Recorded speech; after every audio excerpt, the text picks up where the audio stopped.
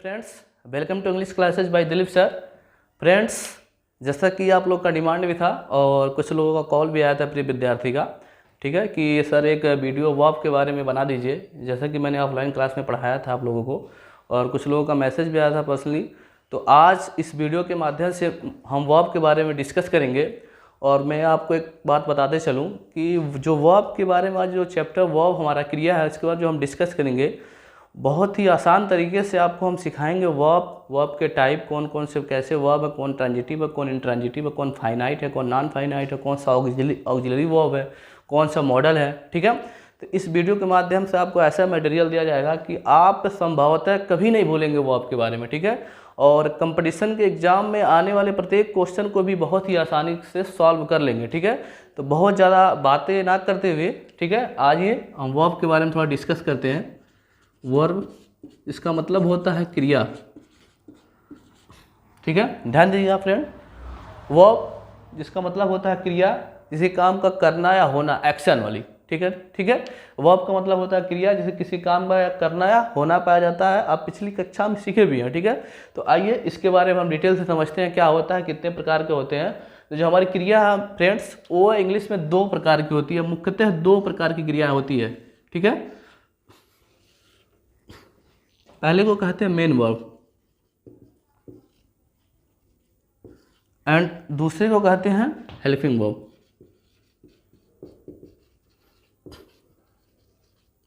अब ध्यान दीजिएगा, जो हमारा मेन वर्ब है इसी का दूसरा नाम है फुल वर्ब। एक नाम और है इसका ऑर्डिनरी वर्ब।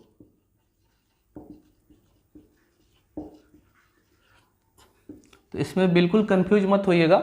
और बहुत सारे लोग बहुत अजीब तरीके से, अलग तरीके से मटेरियल आपको देते हैं कि ordinary verb, full verb, main verb, different type के परिभाषाएं और अलग तरह से एग्जांपल के माध्यम से कंफ्यूज करते रहते हैं। तो बिल्कुल टेंशन लिए बिना कंफ्यूज मत होइएगा, बहुत ही आसान से सीखेगा। देखिए, जो मेन हमारा वर्ब होता है वो हमारा दो प्रकार का होता है, बस दो ही प्रकार की क्रिया होती है इंग्लिश में। पहले को कहते हैं मेन वर्ब, या उसी का नाम है फुल वर्ब, या उसी का एक और नाम है ऑर्डिनरी वर्ब। ठीक है, एंड सेकेंड जो टाइप है हमारा, उसको कहते हैं हेल्पिंग वर्ब, या इसको कहते हैं ऑक्सिलरी वर्ब। अब ध्यान दीजिएगा, दूसरा जो हमारा वर्ब है इसको कहते हैं सहायक क्रिया, हेल्पिंग वर्ब या ऑक्सिलरी वर्ब। ठीक है, अब ध्यान दीजिएगा, जो हमारा मेन वर्ब है जिसका नाम full verb and ordinary verb है, इसके भी दो प्रकार होते हैं। ध्यान दीजिएगा, इसके भी दो प्रकार होते हैं। एक को कहते हैं फाइनाइट वर्ब,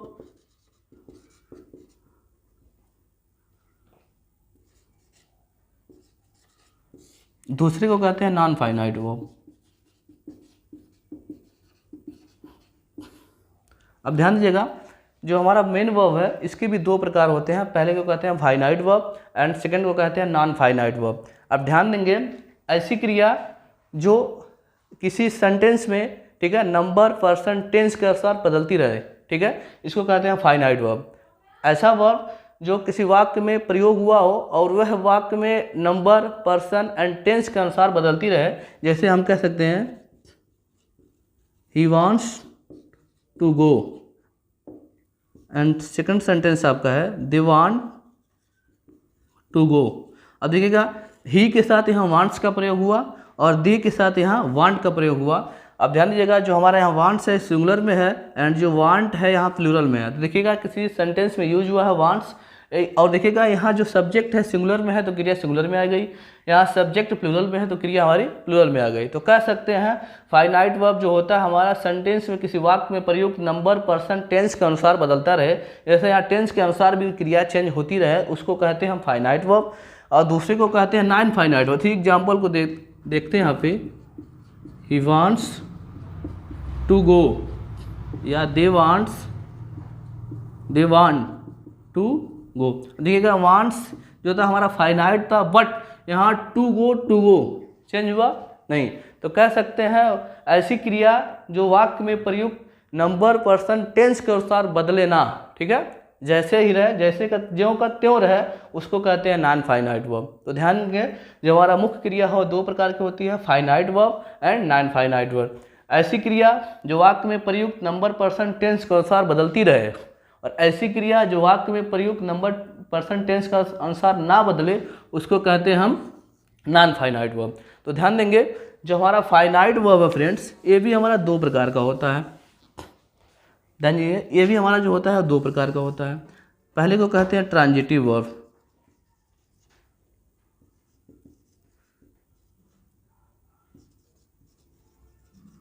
एंड सेकेंड को कहते हैं इंट्रांजिटिव वर्ब।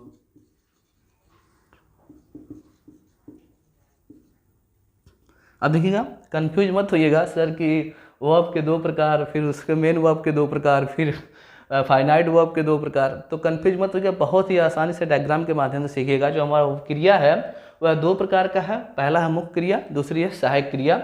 जो हमारी मेन वर्ब है इसके भी और अदर नेम है, full verb and ordinary verb. ठीक है, जो मुख्य क्रिया इसके भी दो पार्ट हैं। ठीक है, पहले को कहते हैं फाइनाइट एंड दूसरे को कहते हैं नॉन फाइनाइट। ठीक है, जैसा कि मैंने बताया, जो नंबर परसेंट टेंस के अनुसार बदलती रहे, जो बदले ना, नंबर परसेंट टेंस के अनुसार क्रिया बदले ना, उसको कहते हैं नॉन फाइनाइट। ठीक है, जो हमारा फाइनाइट होता है फ्रेंड्स वो भी दो प्रकार का होता है। पहले को कहते हैं ट्रांजिटिव वर्ब, दूसरे को कहते हैं इंट्रांजिटिव वर्ब।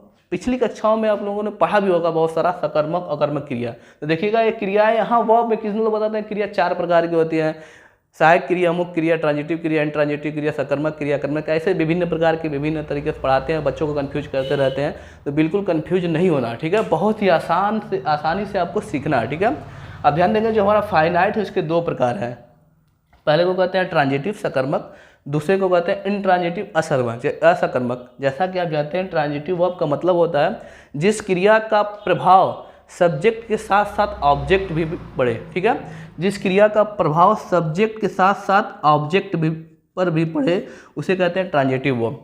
और ऐसी क्रिया जिसका प्रभाव केवल सब्जेक्ट पे पड़ के खत्म हो जाए, ऑब्जेक्ट से मतलब ना हो, उसे कहते हैं इंट्रांजिटिव वर्ब। ठीक है, मैं आपको अगले वीडियो में इसके बारे में डिटेल में आपको समझाऊंगा कैसे पहचानेंगे कौन सी क्रिया ट्रांजिटिव है, कौन सी क्रिया इंट्रांजिटिव है। ठीक है, फिलहाल यहाँ पे ध्यान देंगे हमारा जो दूसरा टाइप का है नॉन फाइनाइट वर्ब, इसके हमारे जो होते हैं तीन भाग होते हैं, तीन प्रकार होते हैं। देखिएगा, पहले को कहते हैं इन्फिनिटिव, पहले को कहते हैं इन्फिनिटिव, दूसरे को कहते हैं जिरंड और तीसरे को कहते हैं पार्टिसिपल।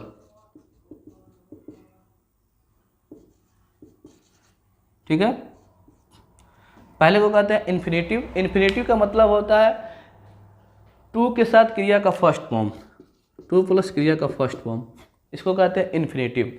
जिरंड का मतलब होगा क्रिया के फर्स्ट फॉर्म के साथ आईएनजी।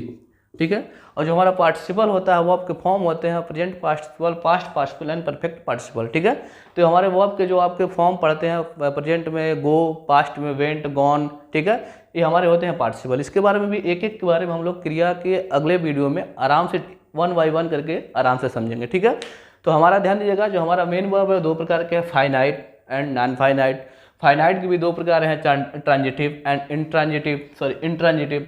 देखिए जो नॉन फाइनाइट है इसके तीन प्रकार होते हैं, infinitive, gerund and participle. Infinitive मतलब क्रिया के फर्स्ट फॉर्म के पहले टू लगा देना, जो क्रिया का मूल रूप होता है। ठीक है, जिरंड जो होता है क्रिया के फर्स्ट फॉर्म में आईएनजी जोड़ देना। ठीक है, और इससे देखिए सब वर्बल नाउन भी होते हैं। ठीक है, आगे हम चैप्टर में आपको पढ़ाएंगे, बहुत ही आसानी से सिखाएंगे भी। और तीसरा जो होता है पार्टिसिपल। ठीक है, जो present, past and future participle होता है। एंड सेकंड जो होता है हमारा होता है हेल्पिंग वर्ब, सहायक क्रिया। इसकी संख्या टोटल 24 होती है इंग्लिश ग्रामर में, बहुत ही आराम से समझिएगा। ठीक है, कंफ्यूज नहीं होना है। ठीक है, और इधर उधर की बातें नहीं ध्यान देना। सर ट्रांजिटिव तो इतने क्रिया कितने प्रकार, transitive, intransitive, main verb, helping verb, auxiliary verb, model auxiliary verb, इतने प्रकार, कहीं ऐसा कंफ्यूज नहीं होना इस वीडियो में। ठीक है, बहुत ही आसानी से सीखना है।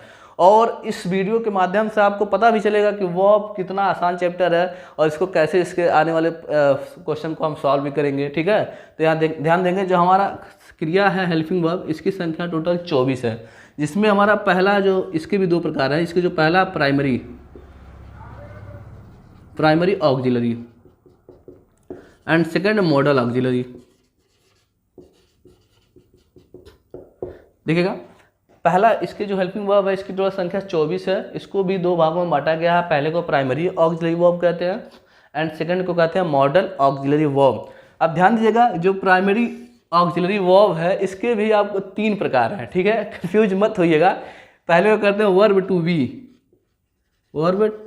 बी। ठीक है, दूसरे को कहते हैं verb to do, verb to do. तीसरे को कहते हैं verb to have.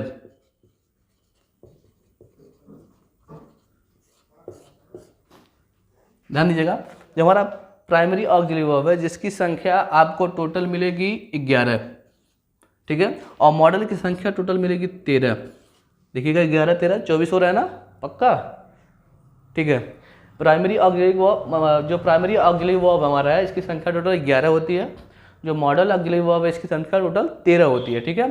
Primary auxiliary verb को भी 3 भागों में बांटा गया है। पहले को वर्ब टू बी, दूसरे को वर्ब टू डू और तीसरे को verb to have. Verb to be के अंतर्गत क्या आता है, यहाँ ध्यान दीजिएगा, देखिएगा, is, am, are, was and verb, ये हमारी होती है वर्ब टू बी, ठीक है। वर्ब टू डू के अंतर्गत क्या आता है, ध्यान दीजिएगा, यहाँ लिखते हैं, दिखेगा आपको, देखिएगा, डू, डज एंड डिड, ये वर्ब टू डू है। एंड वर्ब टू हैव के अंतर्गत क्या आता है, ध्यान दीजिएगा, हैज, हैव, हैड। देखिएगा ये हमारी प्राइमरी ऑक्सिलरी वर्ब है, verb to be, verb to do and verb to have. अब ध्यान दीजिएगा, कह सकते हैं एक लाइन में कह सकते हैं कि जो टेंस का हमारा निर्माण होता है यहीं से हो जाता है, ठीक है। क्रिया के चैप्टर से, हेल्पिंग वर्ब से देखिएगा, प्रेजेंट इंडेफिनिट का सिंपल प्रेजेंट का सहायक क्रिया है, फिर पास्ट का सहायक क्रिया है, ठीक है। फिर देखिएगा इज, हमार है, वाज वर है, कॉन्टिन्यूअस क्रिया है, परफेक्ट का है, जब हैड है, ठीक है। तो देखिएगा कह सकते हैं यहीं से हम अगला जो इस वर्ब के बारे, अगले चैप्टर के बाद हम टेंस के बारे में आपको डिस्कस करेंगे, बहुत ही अच्छी तरीके से सरल भाषा में आपको पढ़ाएंगे। तो ध्यान दीजिएगा यहाँ वर्ब के बारे में, जो प्राइमरी ऑक्सिलरी वर्ब है जिसकी संख्या 11 होती है। पहले को वर्ब टू बी, दूसरे को वर्ब टू डू एंड तीसरे को वर्ब टू हैव करते हैं। वर्ब टू बी में इज, हमार, वाज, वर्ब आते हैं, ठीक है। वर्ब टू डू में डू, डिच, डज आते हैं। एंड थर्ड में आते हैं वर्ब टू हैव में हैज, हैव एंड हैड, ठीक है। अब देखिएगा जो हमारा मॉडल ऑक्सिलरी वर्ब है इसकी टोटल संख्या 13 होती है, ठीक है। इसकी टोटल संख्या 13 होती है। मैं आपको नोट कर देता हूँ, इरेज करके आपको नोट कर देता हूँ। मॉडल ऑक्सिलरी वर्ब की संख्या total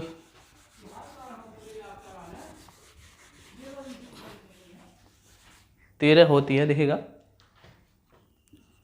will, shall, can, may, देखिएगा, would, would, might, sorry, could, यहाँ लिखते हैं, माइट,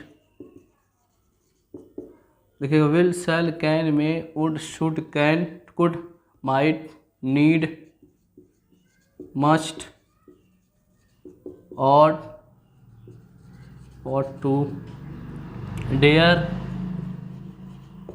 देखिएगा 1 2 3 4 5 6 7 8 9 10 11 12 एंड यूज्ड टू, ठीक है।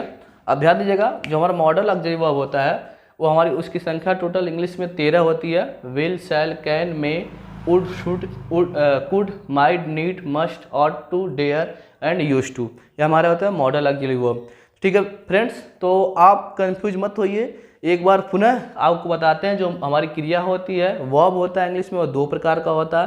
पहले को कहते हैं मेन वर्ब या फुल वर्ब या ऑर्डिनरी वर्ब, ठीक है। एंड सेकंड को कहते हैं हेल्पिंग वर्ब या ऑक्सिलरी वर्ब, ठीक है। जो हमारा मेन वर्ब होता है उसके 2 टाइप्स होते हैं। पहले को कहते हैं फाइनाइट वर्ब एंड सेकंड को कहते हैं नॉन फाइनाइट। फाइनाइट के भी 2 प्रकार होते हैं, ट्रांजिटिव एंड इंट्रांजिटिव, ठीक है। नॉन फाइनाइट के आपको 3 प्रकार होते हैं, जैसे इन्फिनेटिव, जिरेंड एंड पार्टिसिपल, ठीक है। हेल्पिंग वर्ब के भी 2 प्रकार के होते हैं, इनकी संख्या टोटल 24 होती है, ठीक है। पहले को कहते हैं प्राइमरी ऑक्सिलरी वर्ब जिसकी संख्या 11 होती है एंड सेकंड को कहते हैं मॉडल ऑक्सिलरी वर्ब जिसकी संख्या 13 होती है, ठीक है। प्राइमरी में आपको होता है, प्राइमरी के भी 3 भाग होते हैं, verb to be, verb to do, verb to have. Is, am, was, were, verb to be होता है, वर्ब टू डू होता है do, does, did and verb to have होता है हैज, हैव एंड हैड, ठीक है। और मॉडल ऑक्सिलरी वर्ब की संख्या टोटल 13 होती है, जो will, shall, can, may, would, should, could, might, need, must, ought, to, dare and use to होता है। ठीक है फ्रेंड्स, आज इतना ही, और उम्मीद है आपको वीडियो बहुत अच्छा लगा होगा और अच्छे से समझ में आया होगा। इसको नोट्स कर लीजिए, नोट बना लीजिएगा, इसका नोट्स पढ़ते रहिएगा, और अगले वीडियो में आपको हम 1 बाय 1 करके, एक एक रूल करके सारे क्वेश्चन भी कराएंगे। Thank you friends.